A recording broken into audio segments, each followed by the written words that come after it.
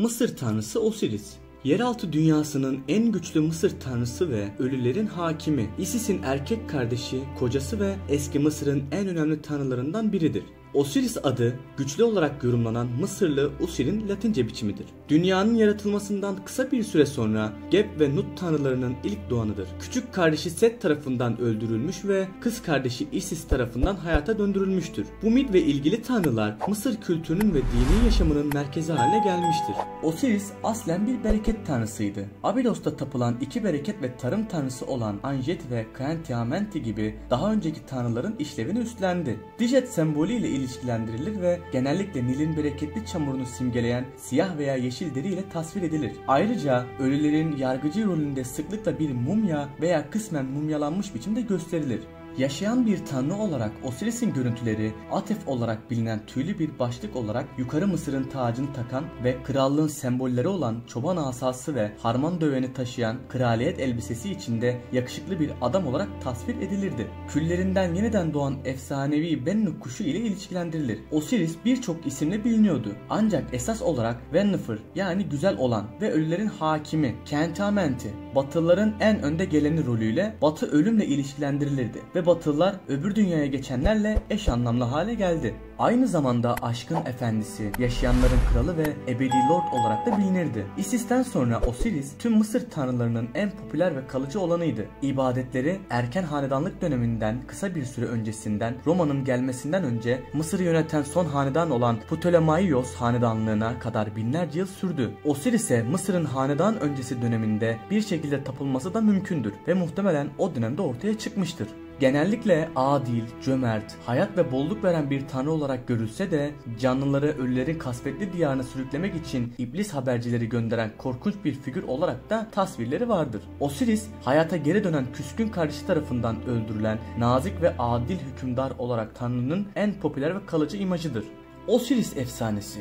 Dünyanın yaratılmasından sonra Geb ve Nut birliğinden ilk 5 tanrı doğmuştur ve bunlar Osiris, Isis, Set, Neptus ve Horus'tur. Osiris ilk doğan olarak Isis'in kraliçesi ve eşi olarak dünyanın lordu olarak yönetimi üstlendi. Mısır halkını medeniyetsiz ve kanunsuz buldu ve onlara kanunlar, kültür, dini eğitim ve tarım verdi. Mısır, Osiris'in egemenliği altında herkesin eşit olduğu ve mahsulün her zaman bol olduğu için bol miktarda yiyeceğin olduğu bir cennet haline geldi. Osiris'in öldürülmesi. Osiris yokken Isis Mısır'ı büyük bir sorun yaşamadan yönetti. Bununla birlikte herkes olumlu durumdan memnun değildi. Osiris'in küçük kardeşi Set kardeşinin başarılarını kıskandı ve ona suikast düzenlemeye çalıştı. Set, Etiyopya kraliçesi de dahil olmak üzere 72 komplocu topladı ve kardeşinin ölümünü planlamaya başladı. Gizlice çalışan Set, Osiris'in vücudunun kesin ölçümlerini aldı ve bunlara uyması için inanılmaz derecede süslü bir kutu tasarladı. Set bir partide kutuyu sundu ve partiye gelenlere kutuya kimin sığarsa onu tutabileceğini söyledi. Her konuk sırayla kutuyu denedi ancak tam olarak sığamadılar. Sonunda Osiris içine yattı ve mükemmel uyum sağladığını gördü. Kral yattığı anda Set ve komplocuları kapağı çivilediler ve kutuyu erimiş kurşunla mühürlediler. Osiris boğularak ölürken komplocular sandığı Nil'e attılar ve denize doğru süzülmesini izlediler. Isis'in Osiris'i arayışı.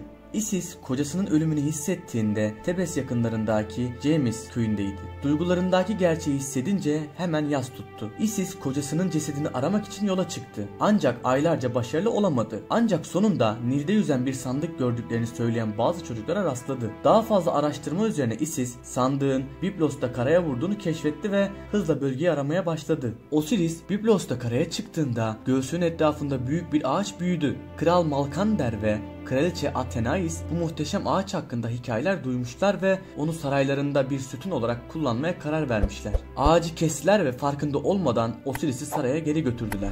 Isis Biblos'a vardığında Osiris'in orada olmadığını fark etti ve melankolik bir sessizlik içinde oturdu. Kraliçe Athenais'in hizmetçileri Biblos'ta yıkanırken tesadüfen kendilerini Isis'in sessiz güzelliğine kapılmış buldular. Tanrıça ile sohbet etmeye başladıklarında ona olan yakınlıklarından koku almaya başladılar. Hizmetçiler saraya döndüklerinde kraliçe onlara güzel kokularını sordu. Hizmetçiler daha sonra ona Isis ile görüştüklerini anlattı. Damızlık kızların hikayesinin ilgisini çeken kraliçe kıyıyı ziyarete gitti. Isis ile görüştükten sonra ondan çocuğunun bakıcısı olarak hizmet etmesini istedi. Isis sadece Athenais'in teklifini kabul etmekle kalmadı. Aynı zamanda gizlice çalışması şartıyla oğlunun tedavisi olmayan hastalığını tedavi edebileceğini de belirtti. Hikayenin versiyona bağlı olarak kraliçe ya kasıtlı olarak Isis'in yöntemlerini keşfetmeye başladı ya da yanlışlıkla süreci keşfetti. Sonuç aynıydı. Isis kendini bir tanrıça olarak gösterdi. Kendini ifşa ettikten sonra Isis ya Osiris'in gömülü bedenine erişim istedi ya da hediye olarak istediği her şey teklif edildi. Isis Osiris'in cesedini aldığında yaşadığı keder dalgası o kadar güçlüydü ki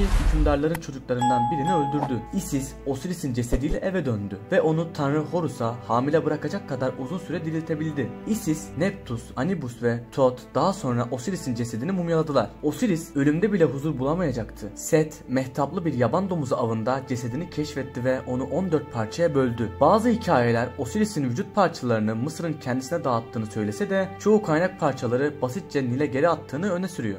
Isis bir kez daha inatçı kocasını bulmak için yola çıktı ve 13 parçayı toplamayı başardı. 14. parça yani Osiris'in penisi bir timsah tarafından yenildi ve sonsuza dek kayboldu. Setin son talihsizliklerini tekrarlanmasını önlemek için Isis her vücut parçasının mumlu bir kopyasını yaptı ve ayrı ayrı gömdü. Yerel rahipler her bir vücut parçasını korumakla görevlendirildi ve her birine konumlarını Osiris'in gerçek mezar yeri olduğu söylendi. Sonunda Osiris'in vücudu yeniden birleştirildi. Isis'in büyüsü Osiris'i Horus'a hamile kalacak kadar uzun süre diriltmeye yetmiş olsa da bir daha asla yaşayanlar diyarında ikamet edemeyecekti. Osiris bunun yerine Mısır yeraltı dünyası Duat'a geldi. Orada ölülerin efendisi olarak hizmet etti ve onu öbür dünyaya kadar takip etmeye çalışanları yargıladı.